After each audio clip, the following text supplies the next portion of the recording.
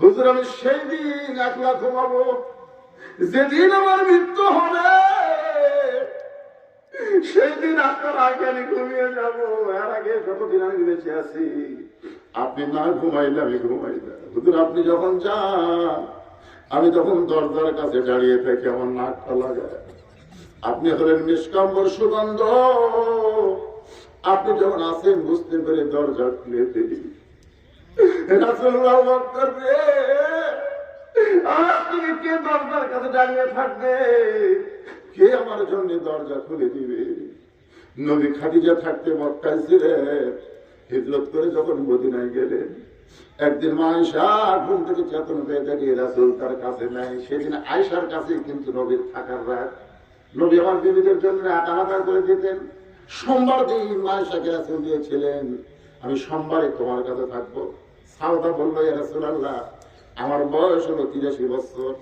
হুজুর আমার যে রাত দিয়েছেন ওই রাতটা আয়েশাক দেন, কারণ 83 বছর একজন বুড়ির তো স্বামীর দরকার নাই। রাসূল বলে, সাউদা রে তোমার স্বামীর দরকার না হলেও তোমার খেদমতের দরকার আছে। রাসূল প্রত্যেক দিন সাউদার ঘরে ঢুকতে ঠিক মতো গায়ে কাপড় আছে কিনা, মাথার তলে বালিশ আছে কিনা, এগুলো সব খেদমত করতে আল্লাহ রাসূল মাইশার সোমবার দিন গভীর রাত্রে আয়েশা চেতন পায় দেখে রাসূল নাই। বিন শাররিল ওয়াসওয়াসিল খান্নাস, মনের মধ্যে শয়তান ওয়াসওয়াসা দিছে নবী হয়তো অন্য বিবির ঘরে গেছে। মাইশা ঘর থেকে বের হয়ে প্রত্যেকটা বিবির দরজায় গেলেন, না টানলেন কিন্তু সুগন্ধ পেলেন না। আয়েশা চমকে গেল, তার নবী গেল কোন জায়গায়। খুঁজতে খুঁজতে দেখে বাড়ির একটা কোনায় আল্লাহ নবী কাঁদতেছে মক্কার দিকে মুখ করে, আর মাঝে মধ্যে বলতেছে, খাদিজা রে হিজরত করে মদিনায় চলে আসলাম, আপনার কবরের পাশে আমি দাঁড়াতে পারি না, আপনি আমার ছাড়া কোনোদিন ঘুমান না, কবরে কেমন আছেন এই বলে কাঁদতেছে। মায়েশা পেছন দিক থেকে বলে, হুজুর একটা যুবতী বউ থুয়া মরা বউয়ের জন্য কান্দে, যুবতী বউ তুই মরা বউয়ের জন্য কান্দে। রাসূল আয়েশা রে তোমরা সব বউ যদি আমাকে ছেড়ে যাও আমার এতটুকু কষ্ট হবে না, কিন্তু আমার খাদিজা কান্দে এক রাত ভুলে থাকতে পারি না। কবরের মধ্যে দাফন করে সমস্ত সাহাবী যখন ফিরে আসে, এমন সময় নবী কবর থেকে নড়েন না, ঘন্টার পর ঘন্টা চলে যায়। আল্লাহ বলে, হাবিব রে সবাই মাটিতে চলে গেল, আপনি কেন খাদিজার কবর ছাড়েন না? রাসূল বলে, আল্লাহ আপনি জানেন আমার খাদিজা খুবই দুর্বল, আমার খাদিজার মনটা খুবই দুর্বল, এত সময় কবরের পাশে দাঁড়িয়ে আছে, আপনি কি মুনকির নাকির পাঠাবেন না? আমি নবী খাদিজার মুনকির নাকির উত্তর দিবার চাই। আল্লাহ বলে, হাবিব রে আপনি শুধু খাদিজারে একলা ভালোবাসেন, আপনি মনে করছেন আমি আল্লাহ খাদিজারে ভালোবাসি না? নবী বলে, আল্লাহ আপনি খাদিজারে কেন ভালোবাসেন? আল্লাহ বলে, দুনিয়া থাকতে যে মহিয়সী নারী কবরকে চিন্তা করে, যারা দুনিয়াতে কবরকে চিন্তা করে কবরের পাথর যারা জোগাড় করে টাকা অর্জন করে, আমি আল্লাহ তাদের কবরে মুনকির নাকির পাঠাই না, আমি আল্লাহ তাআলা মুনকির নাকিরের উত্তর দিয়া দে। ইমাম গাজ্জালী রাহমাতুল্লাহ আলাইহি বলেন, 5 ওয়াক্ত নামাজি যখন কবরে যাবে, কবরের মধ্যে সে যখন ঘুমায় থাকবে, এমন সময় মুনকির নাকির এসে বলবে, মান রব্বুকা, তোমার রব কে? ওই মুনকির নাকির কিন্তু ওই ঘুমন্ত মানুষকে ঘুম থেকে চেতন করতে পারবে না। নামাজ তার পক্ষে দাঁড়িয়ে বলবে, রে মুনকির নাকির, কাকে মান রব্বুকা প্রশ্ন করতেছ? তোমরা কি জানো এই মানুষটা সারা জীবন কয় ওয়াক্ত নামাজ পড়ছে? তোমরা কি হিসাব দিতে পারবা? মুনকির নাকির বলে, আমাদের তো ক্যালকুলেটর নাই, কেমনে হিসাব দেব? এবার নামাজ বলে, রে মুনকির নাকির, সারা জীবন কয় রাকাত নামাজ পড়ছে তাও কি বলতে পারিস? তাও তো জানি না। যে লোকটা মসজিদের মধ্যে গিয়া নামাজের নিয়ত করার পরে বলে আলহামদুলিল্লাহি রাব্বিল আলামিন, যে লোকটা রুকু দিয়ে বলে সুবহান রাব্বিয়াল আযীম, যে লোকটা সিজদায় গিয়ে বলে সুবহান রাব্বিয়াল আলা, যে লোকটা দুনিয়াতে নামাজের মধ্যে এতবার রব রব রব করে দুনিয়া থেকে কবরে এসে কেবল ঘুমাইছে, তার ঘুমটা নষ্ট করে মান রব্বুকা প্রশ্ন করিস কেন? মুনকির নাকির বলে, আল্লাহ তোমার বান্দাকে মন্তব্যটা প্রশ্ন করলে নামাজ দেখাবা খেয়েছে, আল্লাহ তাই মন্ত্রী নাকি যে নামাজি হইয়া কবরে আইছে ওই নামাজি তার রবের উত্তর হয়ে গেছে। প্রশ্ন করবো আমার দিন ওটা, তোমার দিন কি? হ্যাঁ, আল্লাহ কোরআনে বলেছেন আকিমুদ্দিন, দিন কায়েমের আন্দোলন করা লাগবে বাজান। আজকে মুসলমান ইমান হরণ করার জন্য বহু শয়তান বাংলাদেশে বসে আছে, জোরে কথা কন না কেন? এই শয়তানদের বিরুদ্ধে আমাদের দিনকে কায়েম করার জন্য আন্দোলন করা লাগবে। দরকার হলে জেল জুলুমের মধ্যেও যাওয়া লাগবে। কি করবে?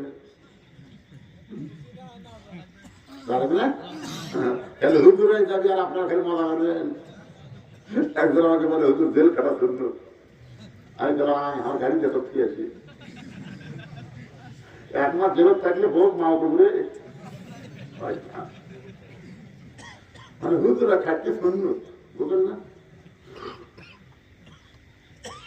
আকিমুদ্দিন যারা দিন কায়েমের আন্দোলন করে, মান সাআল্লাহু তাআলা আশ-শাহাদাতা বিসিদকিন বাল্লাগাহুল্লাহু মানাজিল আশ-শুহাদা আই মাতা আলা ফিরাসিহি, রাওয়াহুল বুখারী কিতাবুল মাগাজি। ইসলামে আন্দোলন করে বাংলাদেশে কোরআন দিয়ে চলুক, শয়তান আইন না মানে কোরআন আইন মানবো, এই নিয়তে যারা আল্লাহর আন্দোলন করে, যখন কবরে যাবে দিন কায়েমের আন্দোলন বলবে সারা জীবন আমার জন্য কত কষ্ট করছে, তাকে আবার প্রশ্ন করা লাগবে। আল্লাহ বলবে তার ইসলামে আন্দোলন আছে, তার 2 নম্বর উত্তর হয়ে গেছে।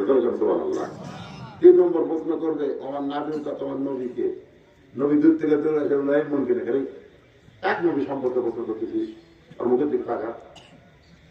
এই দায়িত্ব হওয়ার জন্য কত পুলিশ ধরতে জানি, এই দায়িত্ব হওয়ার জন্য বিএমপি তঙ্গিত আছে, এই দায়িত্ব হওয়ার জন্য যুবক মানুষ চাষা করে ডাকছে।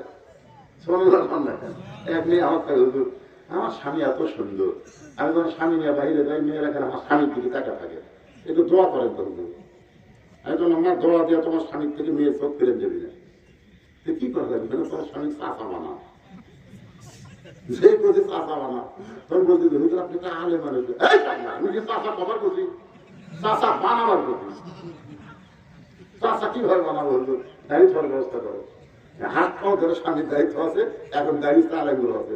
ওই মেয়ে আমার একজন মোবাইল দরকার হুজুর, আলহামদুলিল্লাহ হুজুর আমার স্বামী কিনা ঘুরি, কোনো মেয়ে আমার স্বামীর দিকে তাকায় না।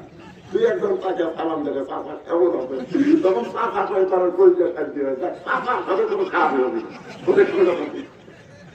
অনেক বাপ দাঁড়িয়ে থাকা তার জনগণ ভাই কয়, বেটা দাঁড়িয়ে তুলে তার চাষা কয়, কয় না ভাই? কয় না? এই সুন্নত দাঁড়িয়ে নিয়ে তারা কবরে যাবে। রাসূল উপর আমার সুন্নত নিয়ে যে কবরে এসে ও আমার নবী বলার আগে আমি নবীটাকে উম্মত বলে স্বীকার করে নিলাম। আল্লাহ পাক আমাদের সকলকে আলোচনা মোতাবেক আমল করার তৌফিক দান করুক, সকলে বলে আমিন।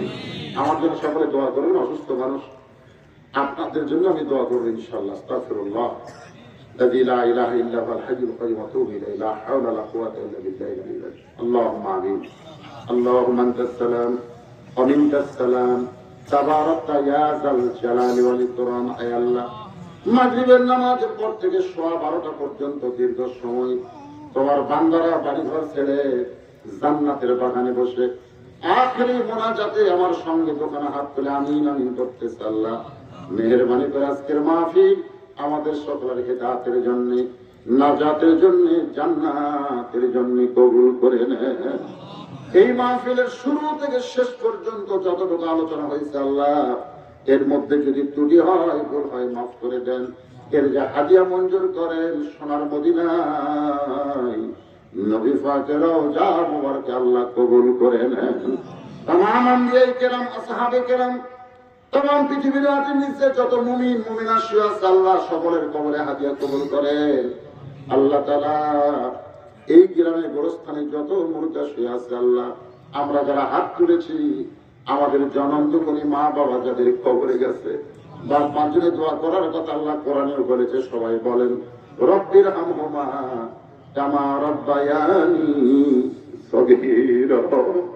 আল্লাহ মা বাবা যাদের কবরে গেছে মেহেরবানি করে মা বাবার কবরকে জান্নাতের টুকরা বানিয়ে দাও। আমাদের দাদা দাদি নানা নাতির স্বজনকে আল্লাহ তুমি কবুল করে নাও। হে আল্লাহ, আজকে জান্নাতের বাগানে বসে যারা দান করেছে, অল্প হোক বেশি হোক, আবার ঘরের মধ্যেও যারা দান করেছে এই মাদ্রাসাকে মহব্বত যারা করে, মাদ্রাসার হিতাকাঙ্ক্ষী আল্লাহ সকলকে জান্নাতি কবুল করে নাও।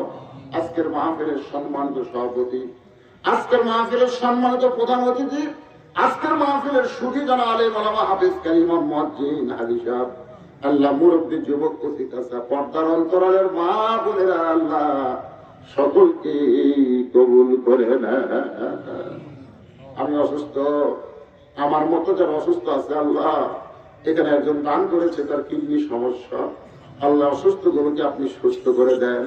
গোটা বিশ্বের মুসলমানকে হেফাজত করেন, বিশেষ করে ফিলিস্তিনের মুসলমানকে আল্লাহ আল্লাহ আপনি হেফাজত করেন। যারা জীবন দিয়েছে তাদেরকে শহীদ হিসাবে আল্লাহ আপনি কবুল করে নেন।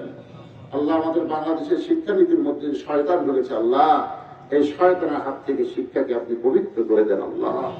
কোরআনের শিক্ষা শিক্ষিত হওয়ার তৌফিক দিয়ে দেন আল্লাহ। সুবহান রাব্বিকা রাব্বিল ইজ্জাতি আম্মা ইয়াসিফুন ওয়া সালামুন আলাল মুরসালিন আলহামদুলিল্লাহি রাব্বিল আলামিন। ওয়াজাল আখিরাতি কালিমাতুন ইনদাল মাউতি। সকলে পড়েন লা ইলাহা ইল্লাল্লাহু মুহাম্মাদুর রাসূলুল্লাহ সাল্লাল্লাহু আলাইহি ওয়াসাল্লাম। আসসালামু আলাইকুম ওয়া রাহমাতুল্লাহি ওয়া বারাকাতুহু।